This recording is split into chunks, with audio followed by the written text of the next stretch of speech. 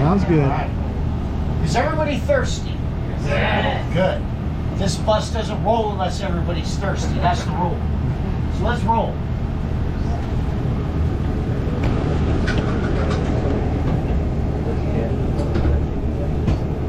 We started brewing here back in 1994. We moved out 3 years ago into the new brewery because several years prior to that, we massively outgrew this one. And you'll see in just a little bit here, we outgrew it by a lot.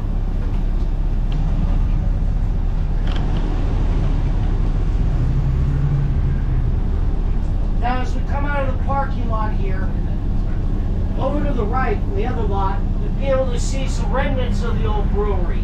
These brewing tanks that we also outgrew, we decided to reuse them to decorate the place.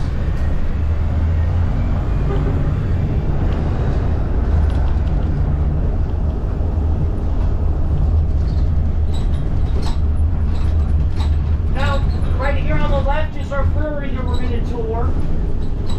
And you'll notice that there's 2 large tanks out front. Unfortunately, these tanks aren't full of beer, but these are a part of our very own on-site wastewater treatment plant.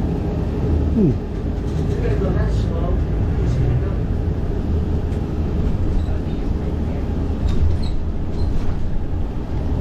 Now, a little further up ahead here towards the end of the building on the left, you'll see some other tanks with geckos on them. These are bulk grain hoppers. This is where we store most of our grain and keep it clean and dry until we brew with it. I call it pre-beer.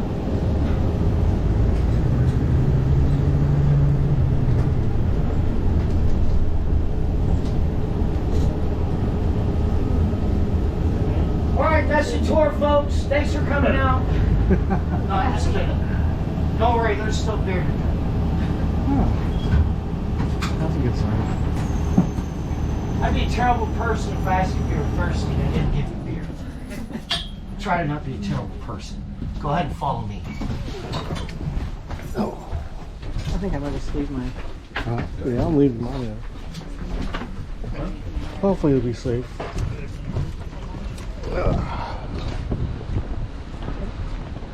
Hey, I assume it's safe to just leave our backpack? Yeah. Okay. Yep. Thank you. Just want people checking. Thank you. Oh.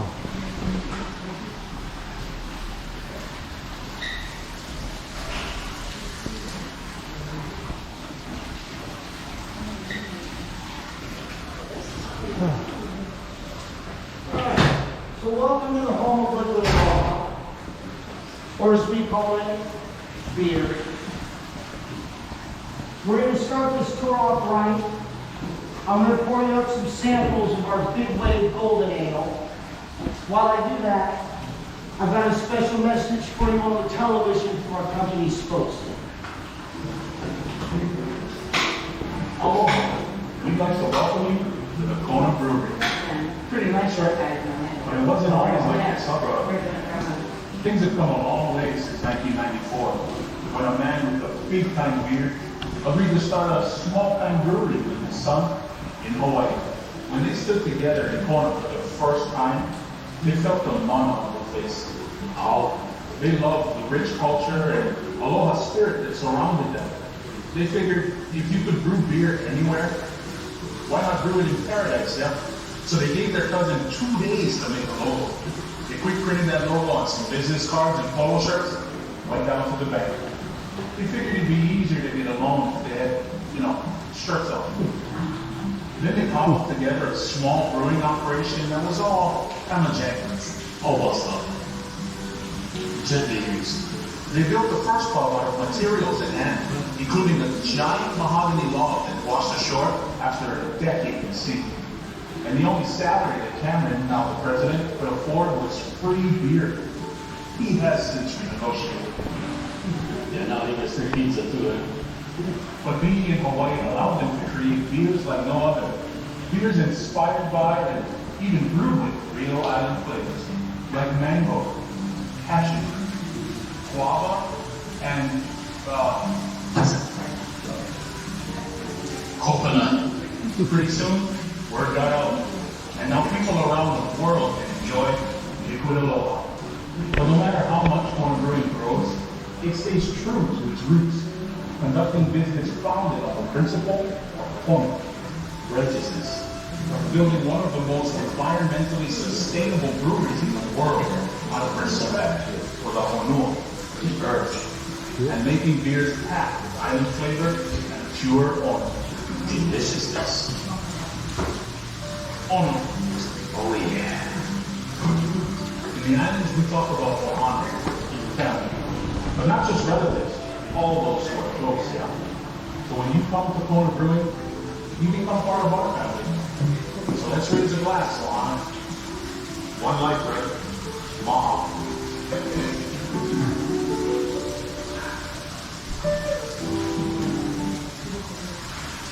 Alright. So this is where I like to pause the video, because this is unfortunately the only way that I can show you one of our sustainability practices. Up on the roof of this building, we've got a little over 1,200 solar panels.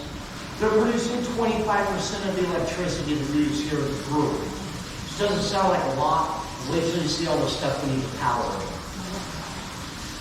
Now, I prefer to show people firsthand, but they won't let me do that. They said it's too dangerous to climb this ladder with the beer in your hand. I was going to tell them to hold my beer. Would that defeat the purpose of being able to prove them wrong? What do you think? But I have a whole bunch of other sustainability practices to show you upstairs. I got a whole wall full of them up there for you. But before that, I'm going to go over this timeline while with you and point out some of the highlights of the company's history. Then I'm going to talk about the ingredients that go into making the beer. Then we'll go upstairs and hit that wall of sustainability. After that, you get to go into the brewery and see where all the magic happens. Then, you get to drink more beer. Cool. First, you have to listen to the talk, though. Then you can drink more beer. But as I mentioned in the boss, and the brothers mentioned in the video, this all started back in 1994 when Cameron Healy and his son Spoon Carlson came here from Fort Worth. Yes, his name is Spoon. They were home brewers there, and all their friends and family kept telling them, you guys need to make more of this stuff because this is delicious. So that's what they came here to do. Actually, what they came here to do was surf. Then they decided they're going to make beer. But after a year of brewing and surfing, they released their first two beers in 1995. The Pacific Golden Ale and the Fire Rock Pale Ale. Get a show of hands from anybody that's ever had a Pacific Golden Ale before.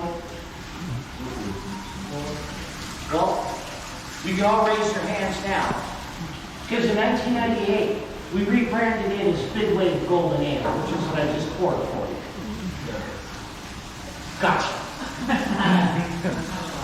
That same year, we released the Longboard Lager, and to this day, those are our two most popular and best-selling beers, our flagships.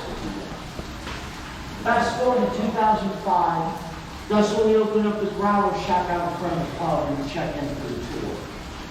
We're refilling growlers in there for people to help cut down on can and bottle waste. It also helps make the beer a little bit cheaper in the long run, too. Because who doesn't like beer that's cheaper? Right? Mm-hmm. Not to be confused with cheap, though. 5 years later, we joined the Craft Brew Alliance in 2010. And with the help of Red Hook and Whitmer Brothers, we were able to start brewing our beer on the mainland and getting it distributed to all 50 states. And eventually to 36 countries as well. In 2014, we launched our nationwide advertising campaign with our commercials featuring the Brothers, Curtis and David. Those commercials started airing during the March Madness tournament that year. Later on in the year, they aired extensively during the World Series. We're trying to reel in those sports fans because we love beer.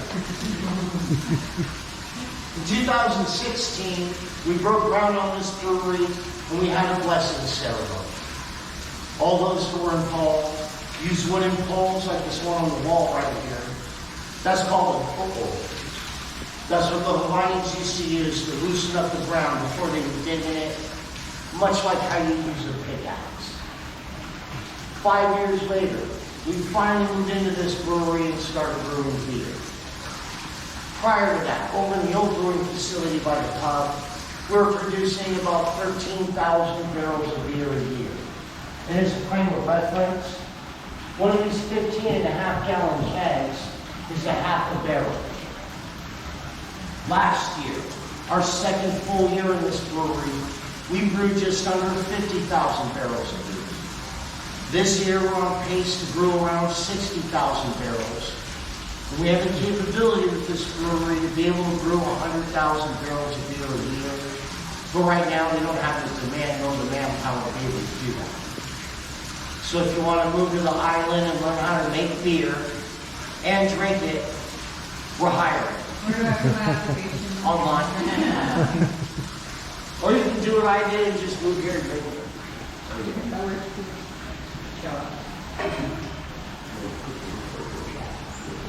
Now, as far as making beer, it all starts with these malted grains. Malted is just a fancy brewer word for germinated or sprouted. We use the grains when they're in that state because they've got an enormous amount of sugar in them, and we're going to need that sugar later on during the fermenting process. Water is a super important ingredient. Without the water, none of this other stuff would be able to happen. It's like a rug the type of room together. But as it says here, 90 to 95% of beer is water. But don't let these numbers fool you into thinking that you can sit on the beach all day drinking beer and you're not going to get dehydrated. Trust me, it doesn't work. I'm going to try again this weekend though. Hops is an important ingredient. When we add hops early on in the brewing process, they're going to give the beer its flavor. If we add more hops later on in the brewing process, those hops are more to the aroma of the beer than to its flavor. Yeast is the workhorse of the whole process. During fermentation, the yeast is going to eat up all the sugars from the grains and the hops and any other flavor adjuncts we might throw in there. It's going to eat up those sugars and then expel alcohol and carbon dioxide as byproduct. Now we're going to leave the alcohol in there, of course, because we're making beer. With some of that carbon dioxide, it's going to come off of that process naturally, and we're going to capture it. And we've got plans for it down the road that I'm going to show you upstairs. Last but not least, is the aloha. Everyone who works here has a love and a passion for what they're doing and for this beer that we're making. And everyone here does what they can to put that love and passion and their aloha in this beer, because that's what we want people to get out of it. And it's one of the reasons why we call it Liquid Aloha, because we want to spread the aloha spirit through the medium of beer. Now with that, before we go upstairs, if you can put your sampler glasses on that tray with the cans on it. The Liquor Commission frowns upon us taking those upstairs. They're kind of goofy, but we want to stay in business. Then if you want to follow me upstairs, we'll hit that wall of sustainability. If you can't, or you don't want to follow me upstairs, I have an elevator around the corner here you can use instead. Otherwise, follow me.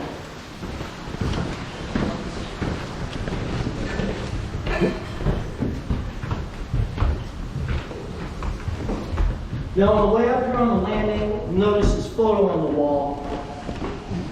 This photo was taken when the first production batch came out on Valentine's Day of 1995.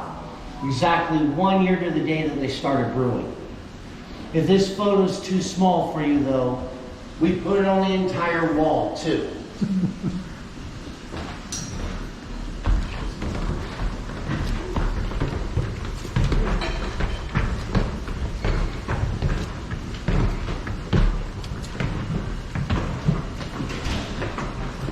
Now as you get to the top of the stairs here, to your left, you'll notice our tasting room, the Thirsty Gecko. This is where we're going to end up, so it's just for look-sees right now. Right here in the hallway, we've got 2 restrooms. Should you feel the need to use one, go for it at any time. My feelings aren't going to be hurt if anybody ducks out in order to use the bathroom. Now here in Hawaii, we have a saying, Malama Hawaii, which means to care for or to respect Hawaii. This refers to the island as well as its people. As residents here, we feel that it's our kuleana or our responsibility to help Malama Hawaii. So we're very, very proud of these sustainability practices that we have in place. So that while we make our beer, we're using as few resources as possible. And we're producing as little waste as we possibly can at the same time. Downstairs, I mentioned the solar panels up on the roof. This is an excellent way to produce electricity in a place like Kona, where we get about 300 days of sunshine a year. Fortunately, today's one of them. And as we were pulling in here, you recall I mentioned, if you guys want to come over here to the wall, you'll be able to see a lot better. Yeah. As we were pulling in here, you recall I mentioned we have our very own wastewater treatment plant. This is extremely unique. There's only a very small handful of breweries with a very own wastewater treatment. 2 of them being Stone Brewing Company in San Diego and Seismic Brewing Company in my hometown of Santa Rosa, California. We use filtered county water from an aquifer to brew the beer. Any waste or runoff from that goes into the wastewater treatment plant. We treat that wastewater and we reuse it for cleaning and irrigation. 85% of brewing beer is cleaning. Everything you're going to see in this brewery needs to be cleaned on a regular basis. But by treating and reusing that cleaning water, we're saving almost 9.5 million gallons of water a year. To put that into a different perspective, the typical brewery uses about 7 gallons of water to brew just 1 gallon of beer. We use 3 gallons of water to brew a gallon of beer here, so we cut it by more than half. We also get some electricity out of this too. Part of treating this wastewater is using enzymes that eat away at the organic material in the wastewater. Those enzymes will then outgas methane. We capture that methane and we reuse it to power a methane generator that produces another 25% of the electricity that we use here at the brewery. Downstairs, I mentioned I mentioned that we got carbon dioxide coming off the fermenting process. We capture that CO2, and one of the things that we reuse it for is to force carbonate any beers that want to be more than naturally carbonated, which is pretty much all of them. We also reuse it to move beer throughout parts of the brewery. If you want to power it from tank to tank, or tank to kegging line, or tank to canning line, it also gets reused in the kegging and canning processes as well. Now, while we're out there on the observation deck, looking down on the brewing deck, you'll notice a large piece of equipment down there called the mash press. Part of brewing beer requires you to soak grain in water. Then you need to press every last drop of water that you can out of that grain. That's what we use our mash press for. Now, with our previous mash press, the spent grain that we cleaned out of it, we used to put it in the pizza dough up in the pub because it still has some nutrition in it. Our new mash press, however, it's so efficient that that spent grain is coming out very, very dry. It's like shredded cardboard almost. We don't want to put that in your pizza dough. This isn't Little Caesars. But although dry, that grain still has nutrition in it. So we set it outside for Domino's to come pick up. No, I'm just kidding. We set it outside for local farmers to come and collect. And they use it to feed their livestock. We also give them table scraps from the pub. So if you don't finish your pizza, fear not, it's not going to go to waste. The pizza and all the pizza toppings will get eaten by the pigs and the cows here on the island. And someday, they may become pizza toppings themselves. That's how we go full circle here. Our cans are made out of 70% recycled aluminum, and they're made on Oahu by the Ball Can Company. The folks who make mason jars. The factory that our cans are made in is Ball's oldest manufacturing facility. It was built during World War II, so it's about 80 years old. So something a little different that you might have noticed about cans here in Hawaii. Whether it's our product, or Ola Brew, or Hawaiian Sun fruit beverages, or even Coke or Pepsi, if it's canned here in Hawaii. You'll notice these ridges on the top of the cans where it tapers up to the lid. That's just how they used to make cans back in the day for extra strength. That factory is still going strong after 80 years. It'd be incredibly expensive to replace it, being out here in the middle of the ocean. So they keep slapping duct tape and baling wire on that sucker, keep it going for as long as possible. The word I like, shepherding. Shepherding it, Now, we don't bottle anything here in Hawaii. There's no bottle factory anywhere in this state. It'd be economically and environmentally absurd to ship a bunch of empty bottles out here, fill them up, and then ship them all the way back over. So we have a partnership with AB InBev, or Anheuser-Busch. They used to own us. Almost 4 years ago, we bought ourselves back. So here in the state of Hawaii, we're an independent craft brewery once again.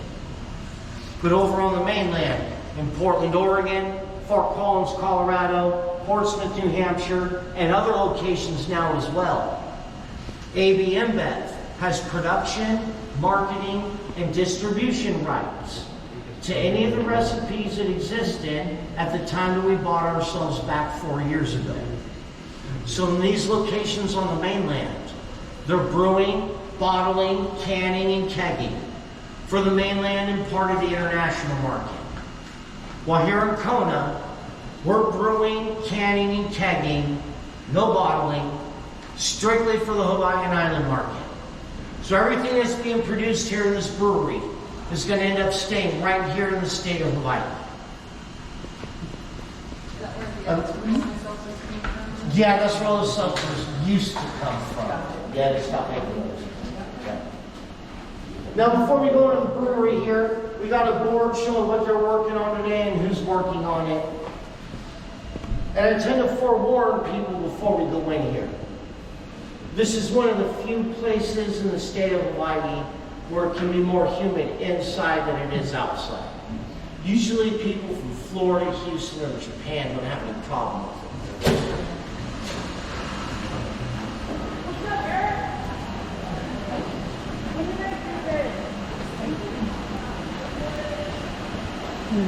All right.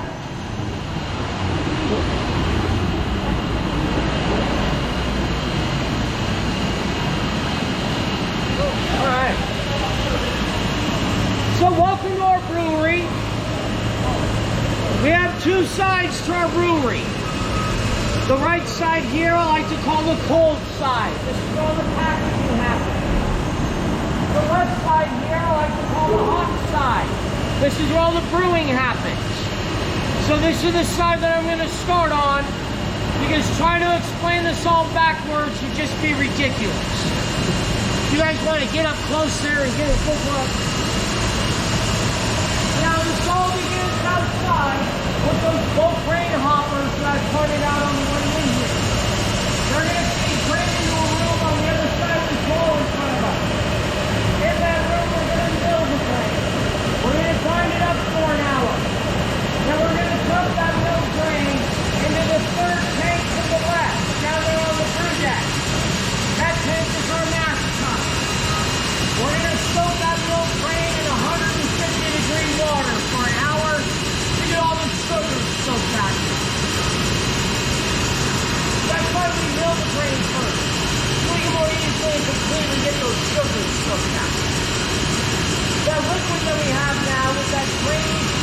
goodness.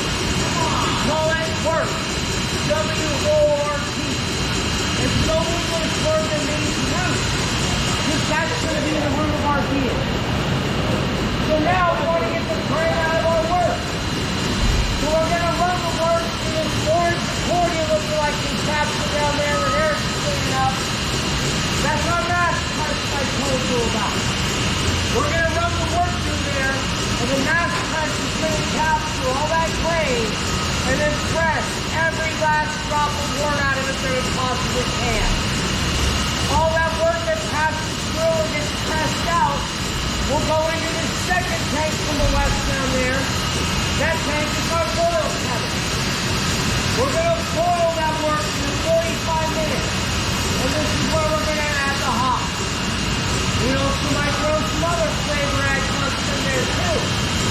We might throw in some mango or some little toy, maybe some hog or pineapple juice.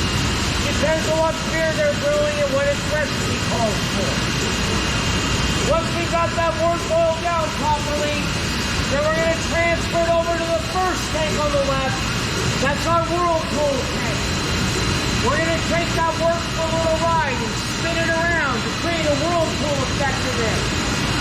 Some solid particles that we throw into the boil kettle, they're going to fall to the bottom of that whirlpool, and we can capture them and get them separated from the wort. That whirlpool is also going to help to oxygenate the wort.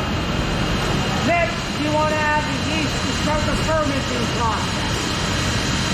That works about 200 degrees right now. The yeast is a living organism. That kind of temperature will kill the yeast. So you unfortunately can't see it from up here, but underneath the fruit deck, we have a heat exchange unit that we run that wort through. And in just a half an hour, we can bring that wort temperature down from 200 degrees to either 70 or 54 degrees. The temperature we bring it down to is dependent on what type of beer we're going to brew. If we're going to use an ale yeast to brew an ale type of beer, we want that wort to be 70 degrees.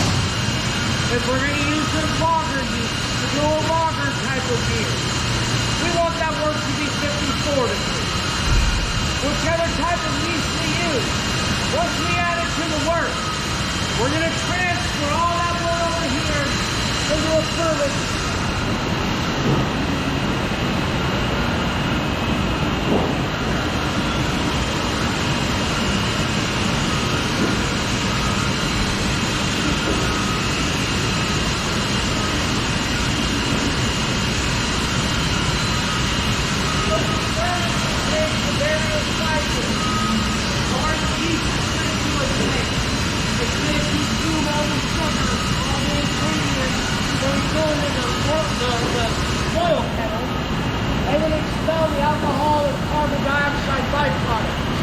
Effectively turning that wort into beer over time, ferment.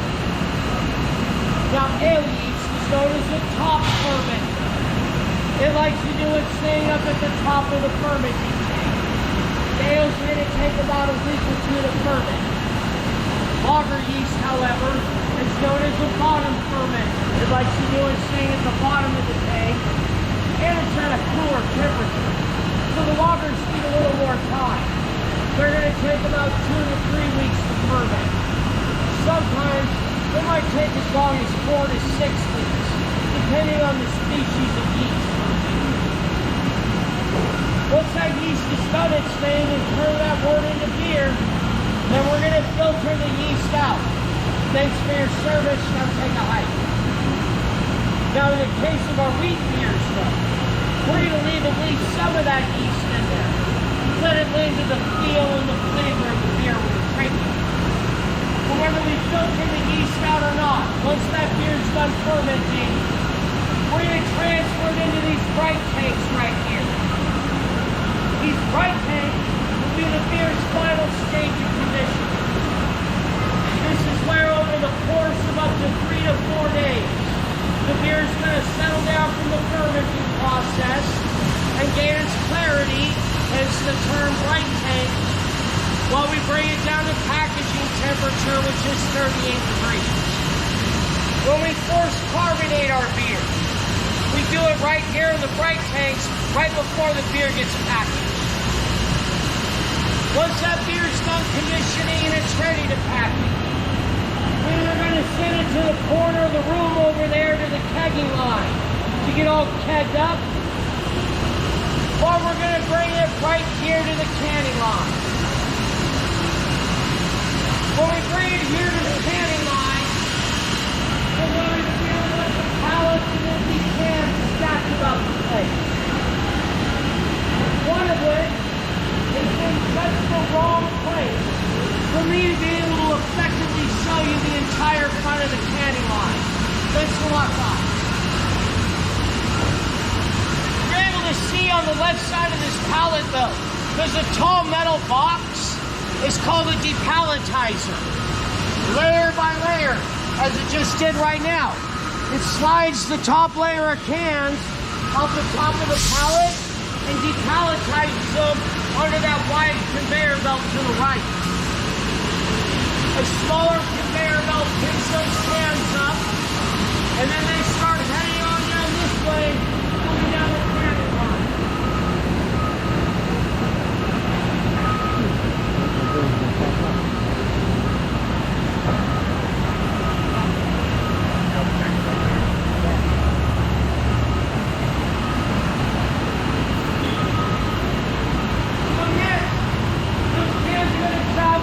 Rectangular box that's slanted downward. Before they do, we turn them upside down. Look how they travel through that box. What are you spraying inside of all those upside down cans with ionized air? The ionized air is going to sterilize the inside of the can. And if there's any dust particles in there, those pieces cling to the inside and fall out. We're going to turn those cans back up high before they come to the filling machine right here in front of you and get filled with beer. When we run these filling machines full bore, there are about 250 cans every minute. It's about 4 1/4 cans per second.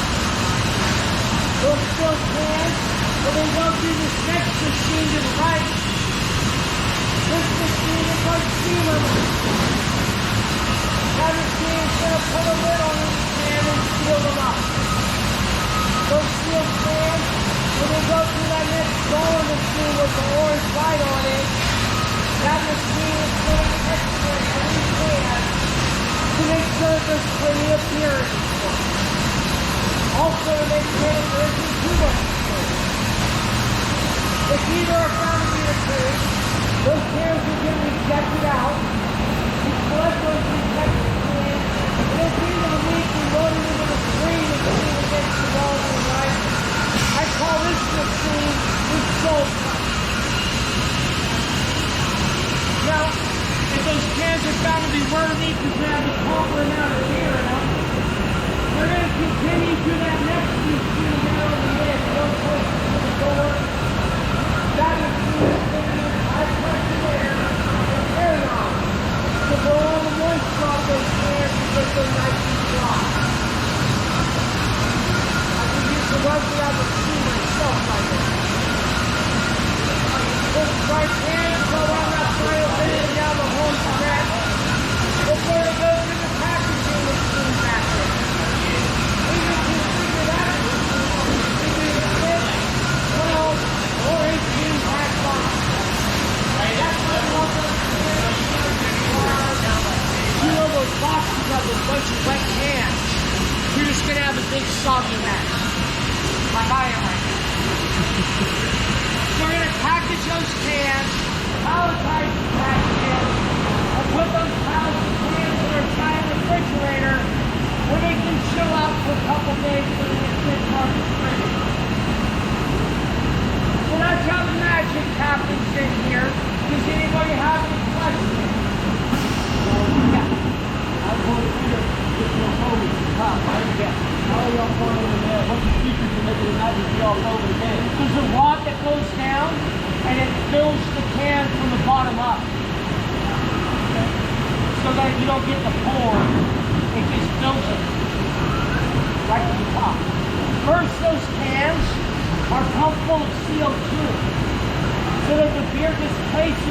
CO2 as it fills the can. So it doesn't come in contact with oxygen. And you notice there's a little layer of foam on the top. You want the lid to rest on that layer of foam when it gets sealed down. That's going to keep any oxygen from getting in there. That foam is all carbon dioxide. So that'll keep any oxygen from being in the can and end up skunking the vehicle. Yeah, there's a tax system now. It's been out for like 10 years. So you get special pint glasses, and if you set it on the thing, and it fills the pint glass from the bottom up. Yeah, and you end up being able to use like 95% of the beer that's in the keg instead of like 3/4 of it. Yeah. You don't get so much foam loss. What do you all say to go inside and cool off? I can start pouring these things in here. If you have any other questions, you can ask me in there.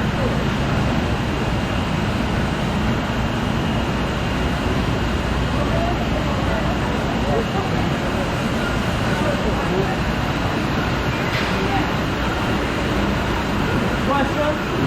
Go ahead. The beer goes down the floor drain, it goes to the wastewater treatment.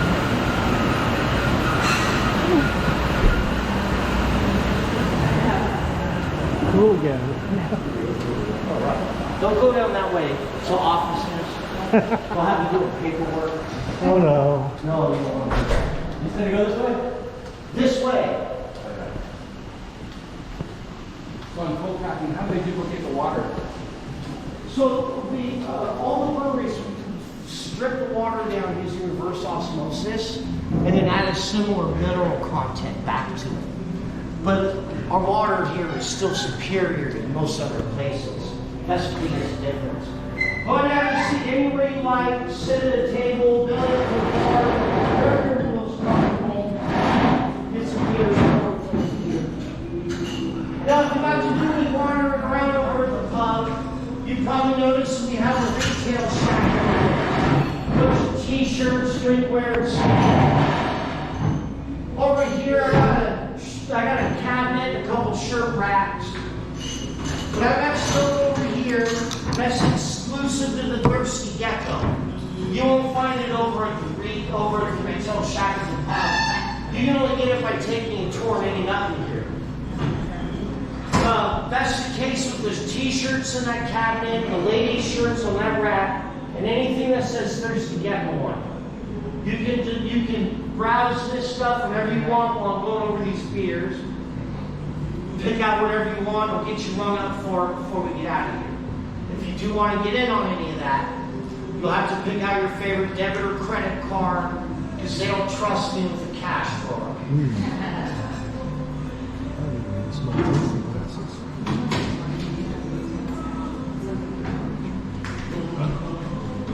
Do they have a beer? Some tasting glasses?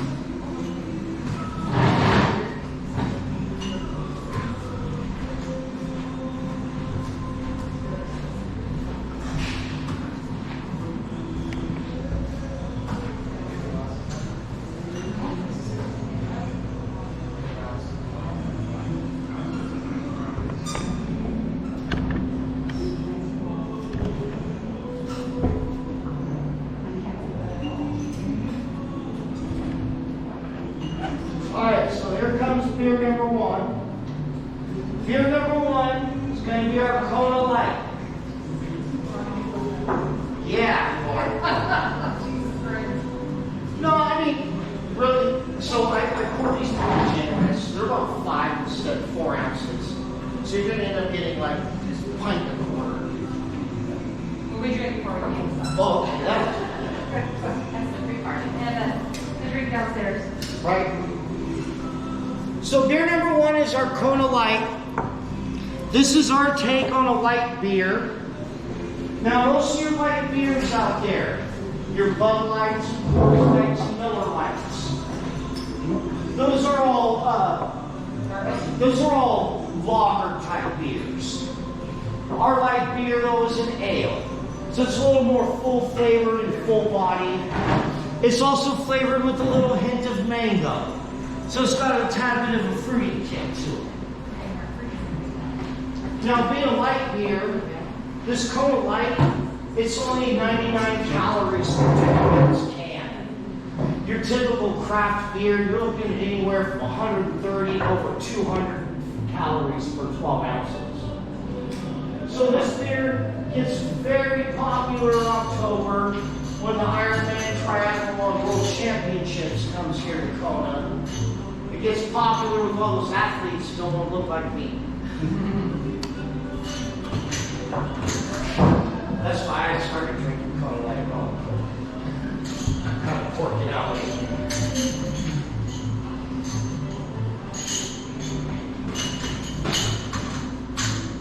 Alright. What's the second? Before you pour it? You'll see. I know, but I don't want to waste your beer. I was like, No, you won't. You want a little halfies?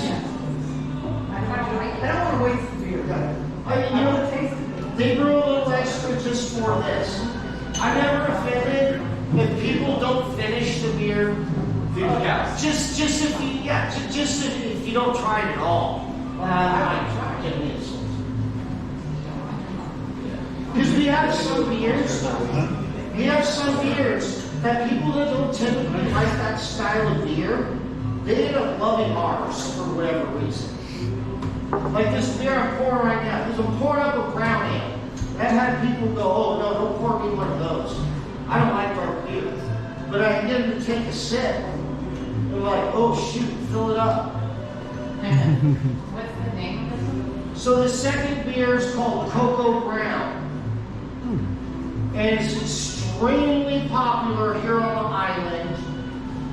It's flavored with toasted coconut.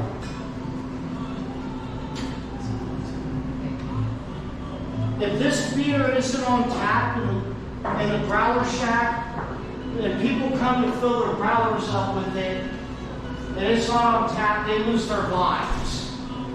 They start turning over cars in the parking lot and try to set the growler shack on fire. People here love their Cocoa Brown for good reason. Now, when people do get those growlers refilled with this beer, or me, a lot of those folks like to take those growlers home and pop them into the freezer for a few hours. You want to set a timer when you do that, because if you forget your growler in the freezer, you're going to have a pretty gnarly mess to clean up in the morning in your freezer. Welcome. But you get this beer nice and cold and thick, and you can use it as a syrup and pour it over some ice cream. Yeah. Up at the pub, as a dessert option, they'll use it to make you a beer float. They'll use any beer that you want. This is the best one to do it with. They'll put about 10 or 12 ounces of beer into a mug, and then throw a scoop of vanilla gelato in there, give you a spoon and a straw, and you can have it. Make what? Make a beer float. Yeah, a lot of people say it tastes like coffee. I can taste the coconut. Yeah, we didn't use any coffee for it at all. It's because one of the grains we use is this chocolate malt variety. And it typically takes on a chocolatey flavor characteristic. When you get it roasted nice and dark like this is also what gives the beer its color, is roasting these malted grains. But everybody's palate's different. Some people taste coffee, some people taste toffee, caramel, and things. Yeah. Yeah. Yes. I think for this is 5.5 for the Kona Brown. Yeah. And the Kona Light, the first beer, is 4.2%. Yeah. I like this flavor. This is good flavor. Yeah, right. Better. Let's show you what's coming out nice. Sorry, We used to drink that. 6.2. That was the high school days. Yeah.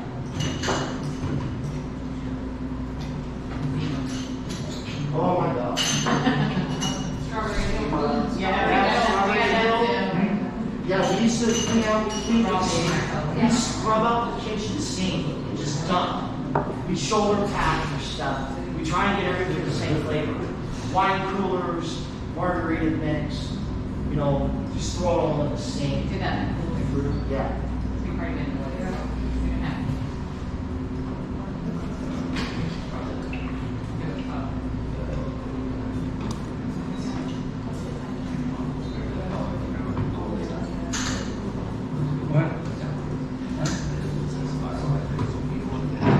Excuse me.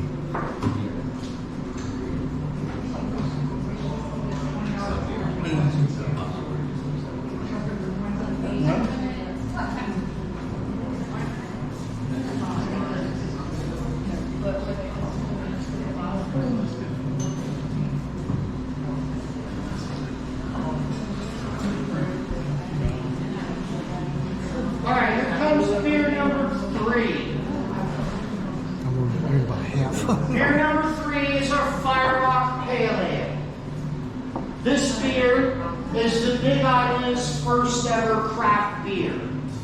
This is the beer that was in the production batch and that photo on the landing for the first production batch. Way back in 1995. Yeah. The funny thing from Kona Lighting Home is usually this. Yeah. Thank you. Welcome. Now, this is a Fire Rock Pale Ale. When many people hear pale ale, they tend to think of a beer that's very pale in color, very light. This, though, you'll notice is a really nice copper color to it. It's a little pale, but not super pale. The pale in pale ale doesn't refer to the beer's color at all. It refers to the type of malts that is used to brew it. They're called pale row malts, or pale malt barley, or pale two-row malt. There's started naming with numbers. There's pale malt 537, pale malt 1233. So if you use an ale to brew your beer, and more than 50% of the grain that you use to brew it is a pale malt variety, you're technically brewing a pale ale, despite whatever the color of the beer is. But this beer, I like this beer. I used to drink a lot of Sierra Nevada Pale Ale back in the day. This beer really reminds me of Sierra Nevada Pale Ale. It's a little smoother though. It doesn't have that bite that Sierra Nevada Pale Ale has. Yeah, it has more hops. A little more bitter. Tastes like it.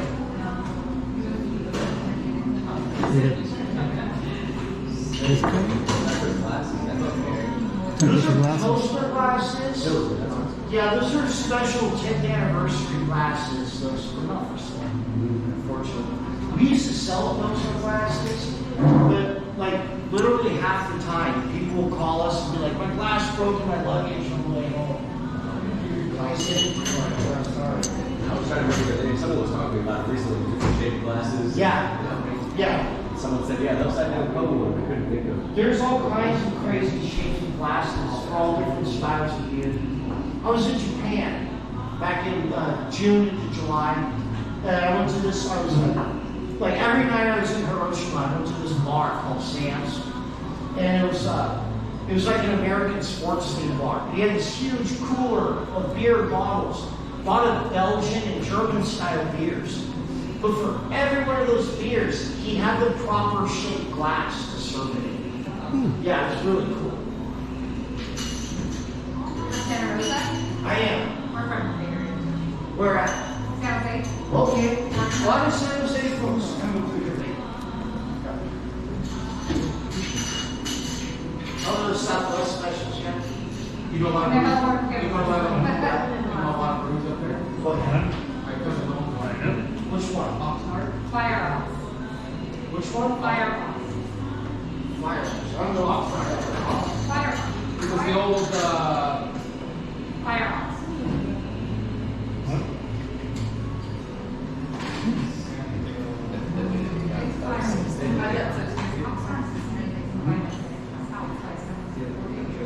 Yeah, that's what I'm saying. That doesn't mean there can't be an alcohol. It's not Firehouse. Fire ops? Iron Ox. like a metallic piece of bourbon. So the brewer was that guy, his name's Kevin, used to do, who's the master of some other one in Russian River? Oh, what's his last name?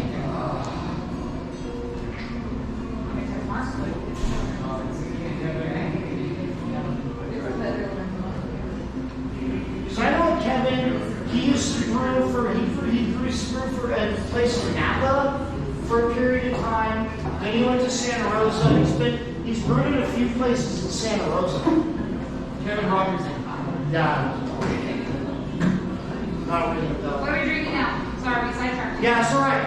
Beer number 4. Now you notice I started light, went dark, and I'm going light again. Now if you've ever been wine tasting, you know that you typically start with your white wines. Then you go to your rosés, your reds, your ports. You always work your way darker. Beer tasting is different. With beer tasting, the color of the beer doesn't matter at all. It's more about the bitterness. You typically start with your least bitter beers and you work your way up to the palate wreckers. So this last beer is our Kona Brewery IPA. And this is actually, it's pretty mellow IPA. It's 7.3%, but it's a more malty IPA. I mean, it's still hoppy and got a little bit of bitterness like an IPA, but it's very malt forward for an IPA. Now, when many people hear IPA, they go, yay!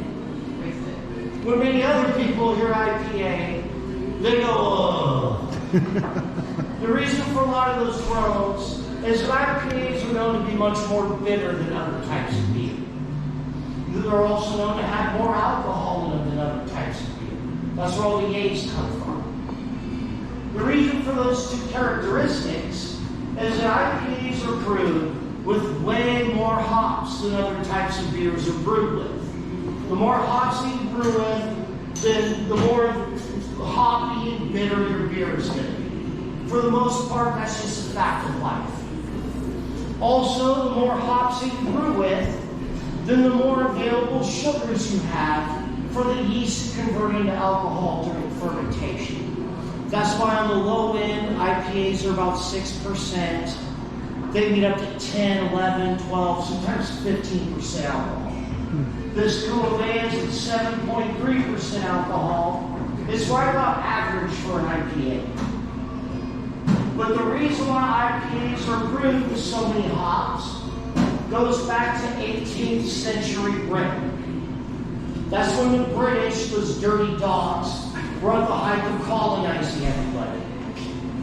They had soldiers all over the world. Many of those British soldiers were in India. If you were a British soldier back then, 2 pints of pale ale a day was a part of your pay. But the British couldn't brew pale ales in India yet. They had to brew them in Britain, and then they had to ship them by boat from Britain to India. There was no Suez Canal yet. There was no refrigerated shipping. They had to sail for 3 months from Britain to India. They crossed the equator twice during that trip. So they went through multiple climate changes. By the time they got to India, that beer was trashed. It was completely undrinkable. So the British, in order to preserve the beer for that 3-month boat trip and beyond, they finally remembered that hops is a natural preservative. I hate my iPad so much.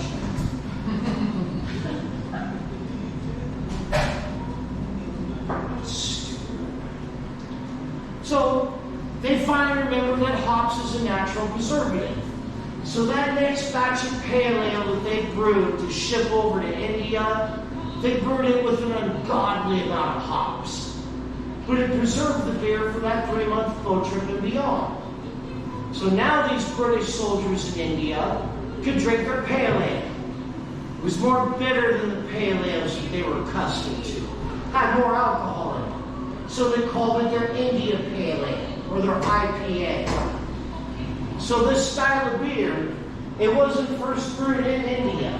but it was brewed specifically to be shipped to India by boat, not spoiled along the way. Now, yeah, Pale ale and Indian pale ale are different, right?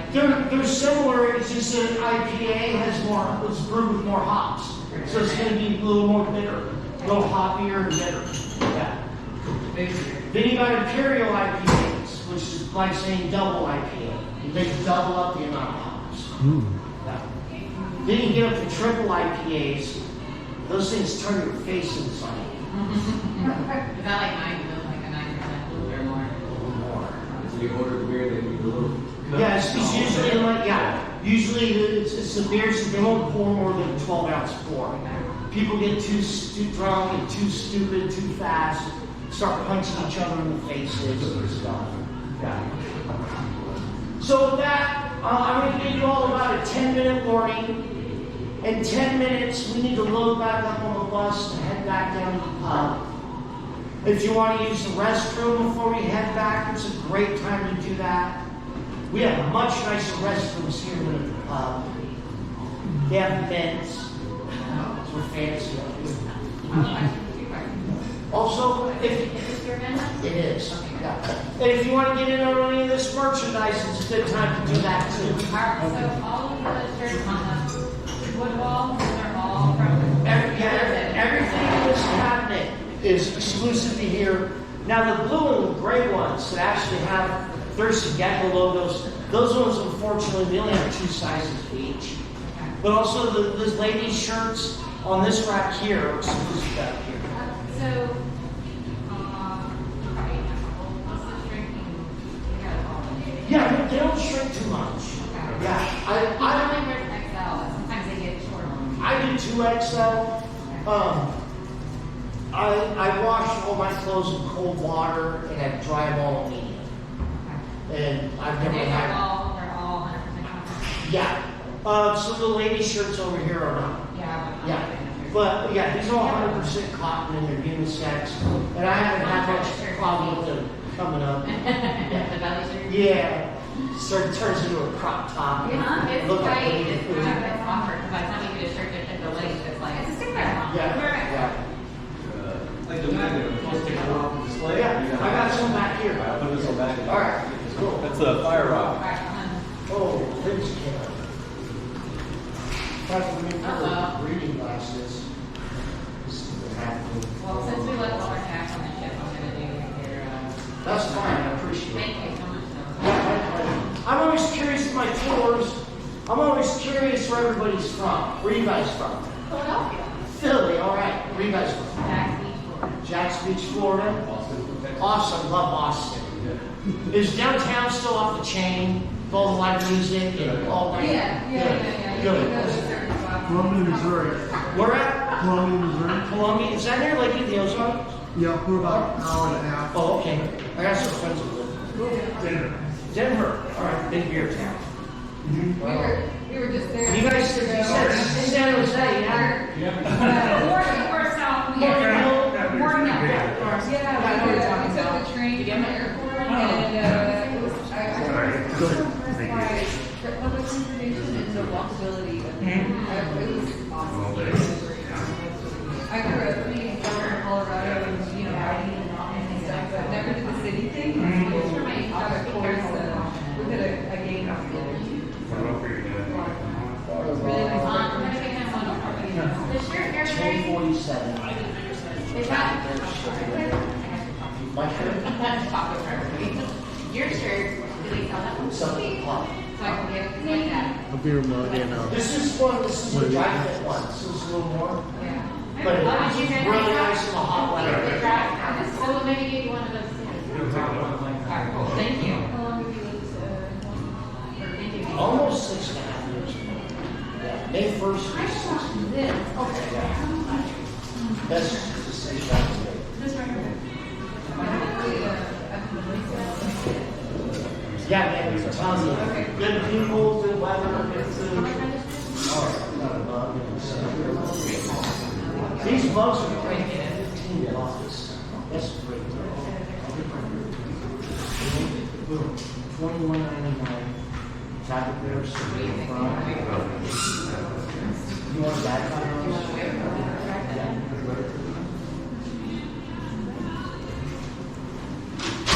All you had to say was dry fit, and he's like, totally changed his mind. Yeah. Those are the best shirts ever. There's a couple of shirts up there that are dry fit. Are they? There's a cool baby t-shirt, there's white little wheat t-shirt, and we've got a really cool red longboard t-shirt this time. Yeah. Do they shrink me now? They haven't shrunk much for me, but I wash all my clothes in cold water and I dry them on medium. Now that style there has a little more slimmer cut to it. So like I usually wear 2X. But that one I had to get 3X. Okay. Yeah. All right. One minute. Get a setting right in front of the light. Yeah. 10:47.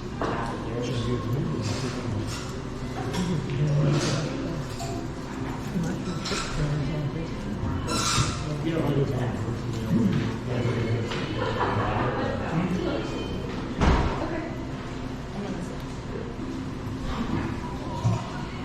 How many folks are off the ship? Whoa, about everybody. I'm getting more and more people off the cruise ship in the last few months. Anybody else Wow, feel it's like like nobody. Yeah. Does anybody else feel the ship a little bit still?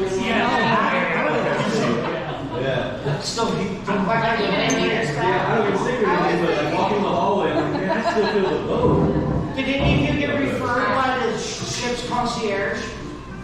We love Kona Brewery. All right. We drink Kona Beer at home, so. That's why I drink all the fire rocks out. I had 12 of them. The last few months, when people are off the ship, I've been asking them to tell the concierge on the ship about the port. We're going to go start throwing us more people. We'll tell them that we did. Just I have friends that love Hawaii, and they said this is the best brewery in all of as they should. Yeah. I love it. My friends that come here, they come here 2 and 3 times. Okay, tomorrow. They never get Yeah, I'm hearing fewer and fewer people though. It's very pricey. Yeah, it's pricey, but like, this is, these are all our. It's awesome. Literally no. We've never been in Hawaii. We thought it was such a great way to see everything. Do you want a receipt, sir? Well, you know, everyone, No, with our anniversary, everyone that asks where we're from, we tell them, like, why did you leave your beach? What? Because of this beach. What? I haven't been to Florida yet, but I've always wanted to check out Tampa. Tampa's beautiful. I heard it's got a really cool art scene. There's sports there. I was like going to baseball games where I go. I've got the best team, best ballpark, but I'll still go. I feel like baseball, West Palm Beach, spring training. Oh yeah, yeah. 4398. Tapper there. So. We live in Jack Beach now. During COVID, we were not, we moved out there. From Orlando, actually. We live in We Thorpe used Park. to live in Port Orleans. I didn't know. Or Daytona, Port Orleans. We used to live there. Yeah. Yeah. We went to a game there when Pete Westbrook was playing for the Jaguars. Oh, yeah. I went to school with them. Oh, great. Yeah, so that was cool to go watch it. Yeah, I grew up in one of them. He's from upstate New York, 15 years ago. That makes sense. It's less than Bill's thing. Yeah. I have one of my best friends, her and her husband are Bill's Mafia. You were like, really? You guys have come out of town? He's from But they allow him. We have Oh yeah, I know where that's at. Yeah. So, I used to know all they're probably everywhere. I've heard of it. Yeah, I worked for that company and now work for them in Texas. Oh. Yeah, we went to school there. That's what we moved there. And there. I have a little bit of connections there. Yeah. Oh, happy birthday, tell me guys are here. I'm not leaving. Well, lucky to be born. That's I'm right. born and raised in Florida. It was the first time we've done that. very good. Well, it's like when we were And you know what? Yeah, Yes, we were worried about the birthday. Yeah, shake Yeah, hands. so I'm just annoyed that it's gonna be raining. Yeah. Sit to change it up. Well, we were telling some join back, this is the locals that, we lived in Florida, we did that, but it's fine. We were outside. Just a little bit of the garbage, but not much. We're I depressed. mean, Lots to be of honest, stress. other than the first day, it's been. We're gonna add some things sometime all the outside. Because that was actually there when we were still cracked through like that. So you said the Whitmer co-packs for them? Whitmer was, we were part of the craft beer alliance with Whitmer and Red Hook. And then ABM bought the whole craft beer alliance. And then they had to sell the white part back. They had to sell the white part because Van Trust was. Look, they got new emojis for beer. Oh, Was it the IPA tribe? Was it the cold one? it was a cool day. Water bottle. What's that? There's like water bottles in there. I don't drink beer anymore. What's your Oh, yeah, the label line, yeah. That's what I was saying. Yeah. What's the last four numbers of your 2322. Thank you very much, appreciate it. Yeah. What's your social security number? Yeah. He was asking about the shit, and I was thinking, they didn't see the philosophy. It's not the beer, it's the shit. Thank you very much. Yeah, don't get back on the shit, be like, oh, you know, please. And it just wasn't even, the first time we were kind of trailing off on the, yeah, we went on, peeked outside the city and this is great. And then the first time staff telling us that out of the 10, Now is I wish they would go and figure out further. Yeah, right? The coral reef. Now is unfortunately time for the worst part of the tour. It's the end. Yeah. But I'm going to take you back to some place that's got about 20 beers on tap. And there's pizza, tacos, sandwiches, all kinds of good stuff like that. So this is silver lining to the pot. 2322, yeah. So let's make like Parliament and get the funk out of here. Make like who? Yeah, it doesn't always ask me. It did say 8 though, I checked. Yeah.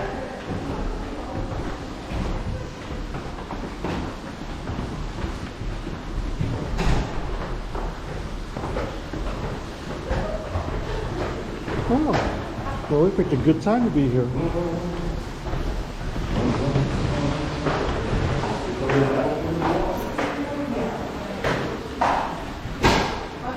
Yeah. Here.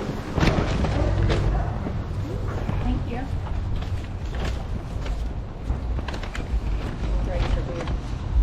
Ah.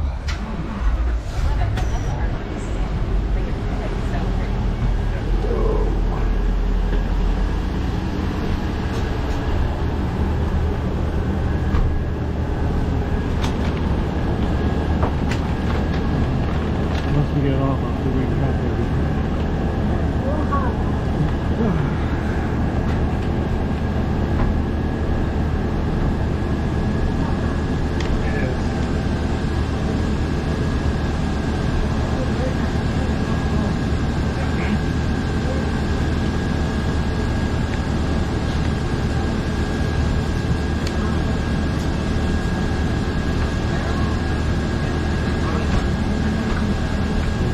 for you.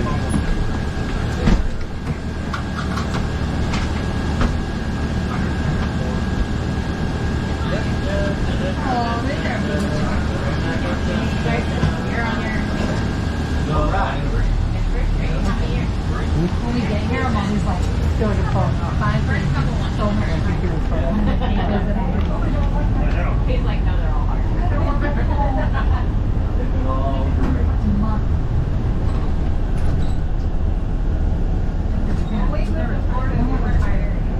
So, you see this dumpster right here on the left? Yeah. Then this trailer right here on the right. This is where we put the spent grain out. Wow. So this trailer belongs to a farmer. And he hauls it off at the end of the day dumps it, brings it back empty. If the trailer's full or not here, then we dump the grain into that dumpster back there, and the other farmers, they come shovel however much they want out of there whenever they want. So they don't have to pay to take it, and we don't have to pay to get rid of it. Everybody wins. Win-win situation. Even the birds. Birds come and eat some. Now, I personally recommend you eat at our pub. Sure. But if you don't, I highly recommend this place on the left right here. It's Willie's Hot Chicken.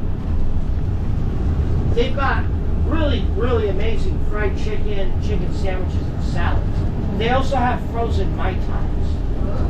Yeah. If I don't get a few of those in me a week, I ain't right. Also, this chocolate place over here on the right, they've got a bar and a lounge in there. They make chocolate martinis, cocoa old fashions, cocoa Mai Tais, and adult milkshakes. So if you can't figure out how to pack a buzz in this neighborhood, something's wrong. You've got everything. Thank you, Hank. You guys are very